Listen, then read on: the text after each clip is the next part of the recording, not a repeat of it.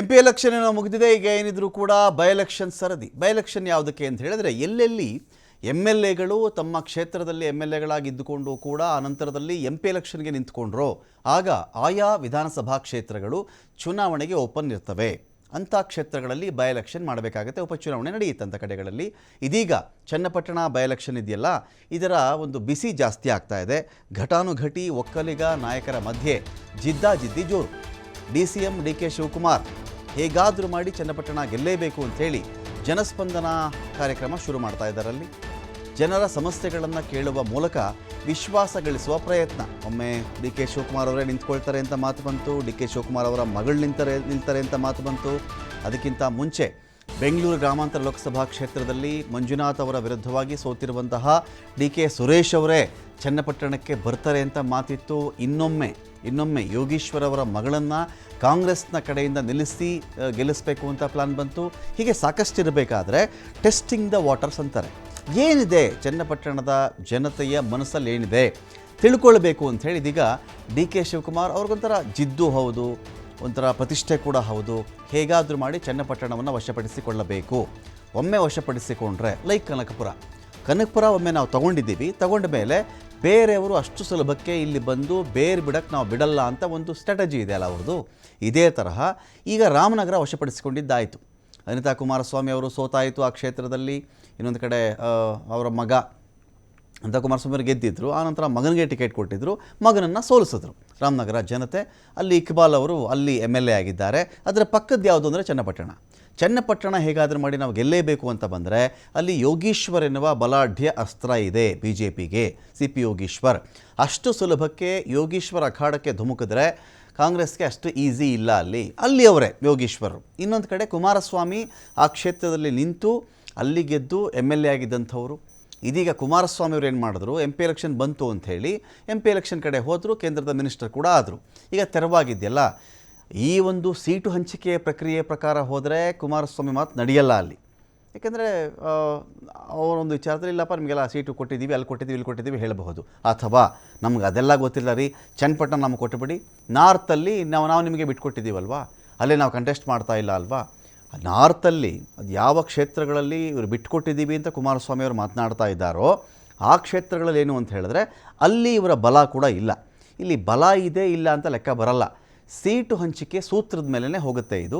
ಕುಮಾರಸ್ವಾಮಿ ಅವರು ಕೂಡ ಬಿಟ್ಕೊಡೋಕೆ ಅಷ್ಟು ರೆಡಿ ಇಲ್ಲ. ಇದರ ಮಧ್ಯೆ DK ಶಿವಕುಮಾರ್ ಅವರು ಈ ಒಂದು ಖಾಲಿ ಕಾಡ್ತಾ ಇದೆಯಲ್ಲ ಆ ಭಾಗದಲ್ಲಿ, ಈ ಖಾಲಿ ಜಾಗಕ್ಕೆ ತಾವು ಬಂದು ಕೂತ್ಕೋಬೇಕು ಅಂತ ಅವ್ರದ್ದೊಂದು ಪ್ಲಾನ್ ಇದೆ. ಇದರ ಮಧ್ಯೆನೇ ಮಂಡ್ಯದಲ್ಲಿ ಕೇಂದ್ರದ ಸಚಿವ ಕುಮಾರಸ್ವಾಮಿ ಅವರು ಜನತಾ ದರ್ಶನ ಶುರು ಮಾಡ್ತಾರಂತೆ.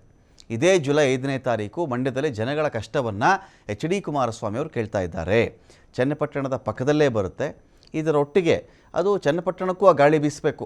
ಮಂಡ್ಯದಲ್ಲಿ ನೀವು ಆ ಥರ ಒಂದು ಜನತಾ ದರ್ಶನ ಮಾಡಿದಾಗ ಕುಮಾರಸ್ವಾಮಿ ಅವರ ವಿಚಾರದಲ್ಲಿ ಒಂದು ಗಾಳಿ ಬೀಸಬೇಕು. ಮಂಡ್ಯದಲ್ಲಿ ಬೀಸದ ಗಾಳಿ ಚನ್ನಪಟ್ಟಣಕ್ಕೆ ಬರೋಕ್ಕೆ ತುಂಬ ಟೈಮ್ ಏನು ತಗೊಳ್ಳಲ್ಲ ಅಲ್ವಾ. ಹಾಗಾಗಿ ಅಲ್ಲೂ ಒಂದು ವೇವ್ ಇಟ್ಕೊಳ್ಳೋಣ ನಾವು ಅಂತ ಕುಮಾರಸ್ವಾಮಿ ಒಂದು ಪ್ಲಾನ್ ಮಾಡಿದರೆ, DK ಶಿವಕುಮಾರ್ ಅವರಂತೂ ಆಲ್ರೆಡಿ ಶುರು ಮಾಡ್ಕೊಂಡ್ಬಿಟ್ಟಿದ್ದಾರೆ. ಚನ್ನಪಟ್ಟಣ ಭಾಗದ ದೇವಾಲಯಗಳ ದರ್ಶನ ಆಗಲಿ, ಜನಗಳ ಅಹವಾಲು ಕೇಳೋದಾಗಲಿ, ಸಮಸ್ಯೆ ಕೇಳೋದಾಗಲಿ, ಮನವಿಗಳನ್ನು ಸ್ವೀಕರಿಸೋದಾಗಲಿ ಎಲ್ಲವನ್ನೂ ಕೂಡ ಅವರು ಒಂದು ಕಡೆ ಮಾಡ್ಕೊಂಡು ಬರ್ತಾ ಇದ್ದಾರೆ. ಒಕ್ಕಲಿಗ ಮತಗಳಿಗಾಗಿ ಒಕ್ಕಲಿಗ ನಾಯಕರ ವಿಭಿನ್ನ ಕಾರ್ಯಕ್ರಮಗಳ ಭರಾಟೆ ಜೋರಾಗಿ ನಡೀತಾ ಇದೆ.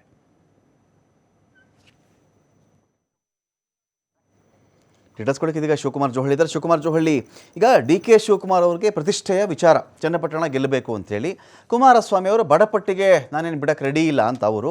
ಇದರ ಮಧ್ಯೆ CP ಯೋಗೀಶ್ವರ್ ತನಗೆ ಟಿಕೆಟ್ ಕೊಡ್ತಾರೋ ಇಲ್ವೋ ಅಂಥೇಳಿ. ಇದರ ಮಧ್ಯೆ ನಿಶಾ ಯೋಗೀಶ್ವರ್ ಹೆಸರು ಬಂತು, ಕಾಂಗ್ರೆಸ್ಸಿಂದ ನಿಲ್ತಾರಂತೆ ಅಂಥೇಳಿ.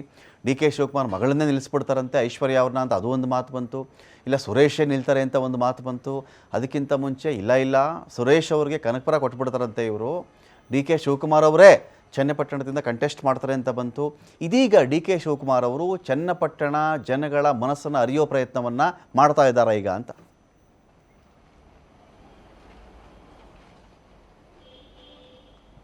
ಖಂಡಿತ ರಮಕಾಂತ್, ಬೆಂಗಳೂರು ಗ್ರಾಮಾಂತರದಲ್ಲಿ DK ಸುರೇಶ್ ಅವರು ಸೋಲನ್ನು ಕಂಡ ನಂತರ ಅವರನ್ನು ಚನ್ನಪಟ್ಟಣ ಬೈ ಎಲೆಕ್ಷನ್ನಲ್ಲಿ ನಿಲ್ಲಿಸಬೇಕು, ಅವರನ್ನು ಗೆಲ್ಲಿಸ್ಕೊಳ್ಬೇಕು ಅನ್ನುವಂತಹ ಆಲೋಚನೆ DK ಶಿವಕುಮಾರ್ ಅವ್ರಿಗಿತ್ತು.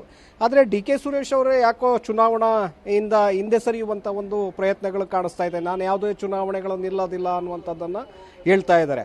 ಹಾಗಾಗಿ DK ಶಿವಕುಮಾರ್ ಈಗ ತಾವೇ ಚನ್ನಪಟ್ಟಣದಲ್ಲಿ ನಿಲ್ತೇವೆ ಅನ್ನುವಂಥ ಒಂದು ಬೂಮನ್ನು ಕ್ರಿಯೇಟ್ ಮಾಡ್ತಾ ಇದ್ದಾರೆ. ನಾನೇ ನಿಲ್ತೇನೆ, ಜನ ಹೇಳಿದರೆ ಸಾಕು ಅನ್ನುವಂಥ ನಿಟ್ಟಿನಲ್ಲಿ ಅವರು ಈಗಾಗಲೇ ಚನ್ನಪಟ್ಟಣ ಕ್ಷೇತ್ರದಲ್ಲಿ ಪ್ರತಿ ಹಳ್ಳಿಗೂ ಕೂಡ ಭೇಟಿಯನ್ನು ಕೊಡ್ತಾ ಇದ್ದಾರೆ. ದೇವಸ್ಥಾನಗಳಿಗೆ ಭೇಟಿಯನ್ನು ಕೊಟ್ಟರು. ಜೊತೆಗೆ ಈಗ ಜನಸ್ಪಂದನ ಕಾರ್ಯಕ್ರಮದ ಮೂಲಕ ಕಳೆದ ಒಂದು ವಾರದಿಂದಲೂ ಕೂಡ ನಿರಂತರವಾಗಿ ಚನ್ನಪಟ್ಟಣ ಕ್ಷೇತ್ರಕ್ಕೆ ಭೇಟಿಯನ್ನು ಕೊಡ್ತಾ ಇದ್ದಾರೆ. ಜನಸ್ಪಂದನ ಕಾರ್ಯಕ್ರಮವನ್ನು ಮಾಡ್ತಾ ಇದ್ದಾರೆ. ಅಲ್ಲಿರುವಂತಹ ಜನರ ಸಮಸ್ಯೆಗಳನ್ನು ಕೇಳ್ತಾ ಇದ್ದಾರೆ.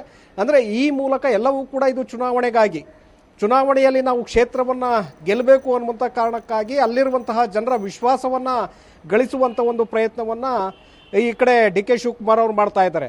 ಯಾರನ್ನ ಅಲ್ಲಿ ನಿಲ್ಲಿಸ್ತಾರೆ ಅನ್ನುವಂಥದ್ದು ಇನ್ನೂ ಕೂಡ ಹಾಗೆ ಗುಟ್ಟಾಗೆ ಉಳಿದಿದೆ. ಅಲ್ಲಿ ಡಿ ಕೆ ಸುರೇಶ್ ಅವರನ್ನ ಕೊನೆಯ ಕ್ಷಣದಲ್ಲಿ ತಂದು ನಿಲ್ಲಿಸ್ತಾರಾ ಅಥವಾ ತಾವೇ ನಿಲ್ತಾರಾ ಅಥವಾ ತಮ್ಮ ಕುಟುಂಬದ ಸದಸ್ಯರನ್ನ ನಿಲ್ಲಿಸ್ತಾರಾ ಅನ್ನುವಂಥದ್ದು ಇನ್ನೂ ಕೂಡ ಹಾಗೇ ಇದೆ ಗೊಂದಲ.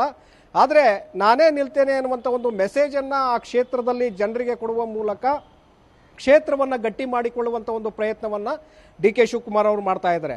ಇದಕ್ಕೆ ಪ್ರತಿಯಾಗಿ ಬಿಜೆಪಿ JDSನಿಂದಲೂ ಕೂಡ ಈಗಾಗಲೇ ತಂತ್ರಗಾರಿಕೆ ಶುರುವಾಗಿದೆ.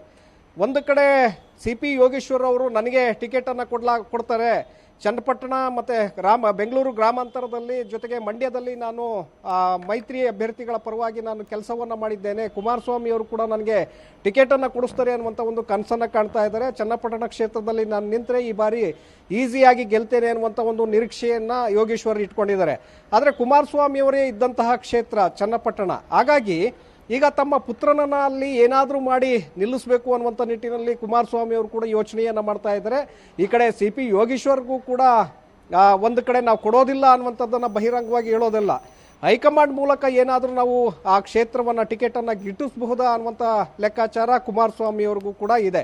ಹಾಗಾಗಿ ಈಗ ಮಂಡ್ಯದಲ್ಲಿ ಸಂಸದರಾಗಿರೋದ್ರಿಂದ, ಕೇಂದ್ರ ಸಚಿವರಾಗಿರೋದ್ರಿಂದ ಮಂಡ್ಯದಲ್ಲಿ ನಾಳೆ ಅವರು ಜನತಾದರ್ಶನ ಕಾರ್ಯಕ್ರಮವನ್ನು ಇಟ್ಕೊಂಡಿದ್ದಾರೆ.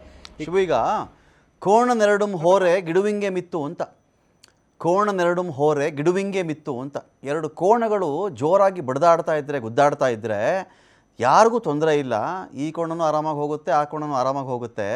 ಮಧ್ಯದಲ್ಲಿ ಸಣ್ಣ ಪುಟ್ಟ ಗಿಡಗಳು ಸಿಕ್ಕಾಕೊಳ್ತಾವಲ್ವಾ, ಅವುಗಳಿಗೆ ಮಿತ್ತು, ಆಪತ್ತು, ತೊಂದರೆ ಅಂತ. ಇಲ್ಲಿ ಏನಾಗ್ತಿದೆ, ಮೂಲತಃ CP ಯೋಗೇಶ್ವರ್ಗೆ ಚನ್ನಪಟ್ಟಣವೇ ಆಶ್ರಯ. ಚನ್ನಪಟ್ಟಣ ಅಲ್ಲಿಂದನೇ ನಿಂತ್ಕೊಳ್ಬೇಕು, ಅಲ್ಲಿಂದನೇ ಗೆಲ್ಲಬೇಕು. ಈಗ ಈ ಕಡೆ ರಾಮನಗರದಲ್ಲೂ ನಿಂತ್ಕೊಂಡ್ರು ಕುಮಾರಸ್ವಾಮಿ ಅವರು, ಚನ್ನಪಟ್ಟಣಕ್ಕೂ ಬಂದರು. ಕುಮಾರಸ್ವಾಮಿ ಅವರ ಎದುರುಗಡೆ ಯೋಗೀಶ್ವರ್ ಅವರ ಪ್ರಭೆ ಸಾಲದು, ಅವರ ಒಂದು ಶಕ್ತಿ ಸಾಕಾಗಲ್ಲ, ಆ ಭಾಗಕ್ಕೆ ಗೆದ್ದುಬಿಟ್ರು. ಈಗ ರಾಮನಗರ ಅಂತ ಆಮೇಲೆ ಚೆಕ್ ಮಾಡಿಕೊಂಡಾಗ ರಾಮನಗರ ಬಿಟ್ಕೊಟ್ಟಿದ್ರು. ಆಮೇಲೆ ಈಗ ಮಗನ ನಿಲ್ಸೋಕ್ಕೆ ಟ್ರೈ ಮಾಡಿದರು, ಮಗ ಸೋತಾಯ್ತಲ್ಲಿ. ಈಗೆಲ್ಲ ಬಂದ ಮೇಲೆ ಇವರು ಮಂಡ್ಯಕ್ಕೆ ಶಿಫ್ಟ್ ಆದರು. ಈ ಥರ ಶಿಫ್ಟ್ ಆದಮೇಲೆ ಯೋಗೀಶ್ವರ್ದು ಒಂದು ಪಾತ್ರ ಇರುತ್ತೆ ಇಲ್ಲಿ.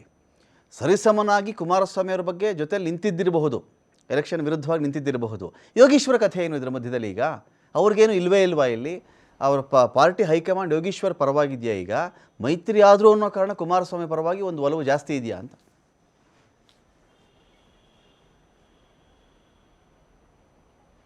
ರಮಾಕಾಂತ್, ಇಲ್ಲಿ CP ಯೋಗೇಶ್ವರ್ ಅವ್ರಿಗೆ ಟಿಕೆಟ್ ಅನ್ನು ಕೊಡಬೇಕು ಅನ್ನುವಂಥ ಆಲೋಚನೆ ಬಿಜೆಪಿ ನಾಯಕರಲ್ಲೂ ಕೂಡ ಇದೆ, ಹೈಕಮಾಂಡ್ ಮಟ್ಟದಲ್ಲೂ ಕೂಡ ಅದೇ ಚರ್ಚೆಗಳಿದೆ.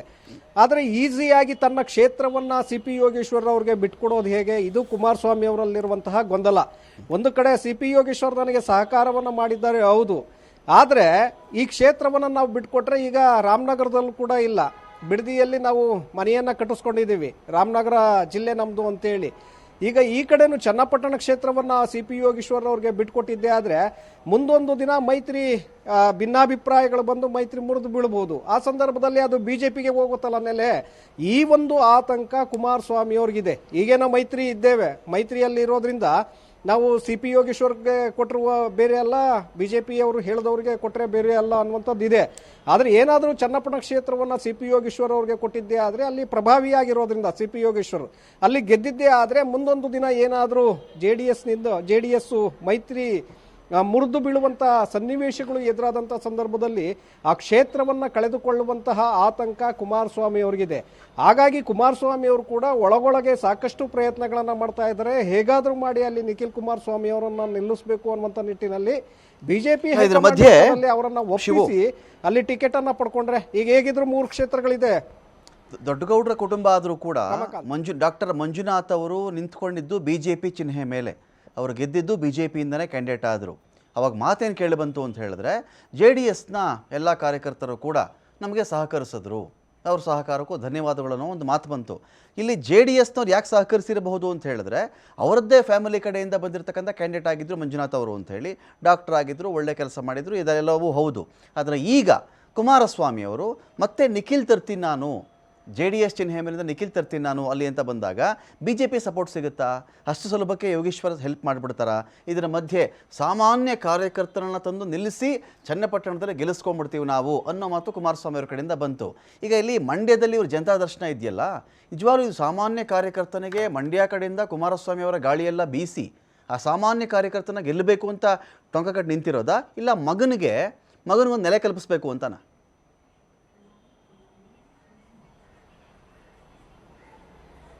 ರಮಕಾಂತ್, ನೀವು ಹೇಳಿದಾಗೆ ಇಲ್ಲಿ ನಿಖಿಲ್ ಕುಮಾರಸ್ವಾಮಿ ಅವರಿಗೆ ರಾಜಕೀಯ ಭವಿಷ್ಯವನ್ನು ಕಂಡುಕೊಳ್ಬೇಕು. ಆ ನಿಟ್ಟಿನಲ್ಲೇ ಕುಮಾರಸ್ವಾಮಿ ಅವರು ಕೂಡ ಯೋಚನೆಯನ್ನು ಮಾಡ್ತಾ ಇದ್ದಾರೆ. ಮತ್ತೊಂದು ಕಡೆ ಚನ್ನಪಟ್ಟಣ ಕ್ಷೇತ್ರವನ್ನು ಉಳಿಸ್ಕೊಳ್ಬೇಕು. ಈ ಕಡೆ ಬಿಜೆಪಿ ನಾಯಕರ ಕೋಪಕ್ಕೂ ಕೂಡ ಗುರಿಯಾಗಬಾರ್ದು. ಆ ರೀತಿಯಾಗಿ ನಾವು ಪ್ಲಾನನ್ನು ಮಾಡಿ ಆ ಕ್ಷೇತ್ರವನ್ನು ಪಡ್ಕೊಳ್ಬೇಕು ಅನ್ನುವಂಥದ್ದು ಕುಮಾರಸ್ವಾಮಿ ಅವ್ರಿಗಿದೆ. ಯಾಕೆಂದರೆ ಈಗ 3 ಬೈ ಎಲೆಕ್ಷನ್ನು ನಡೆಯುತ್ತೆ ಈಗ 3 ಕ್ಷೇತ್ರಗಳಿಗೆ.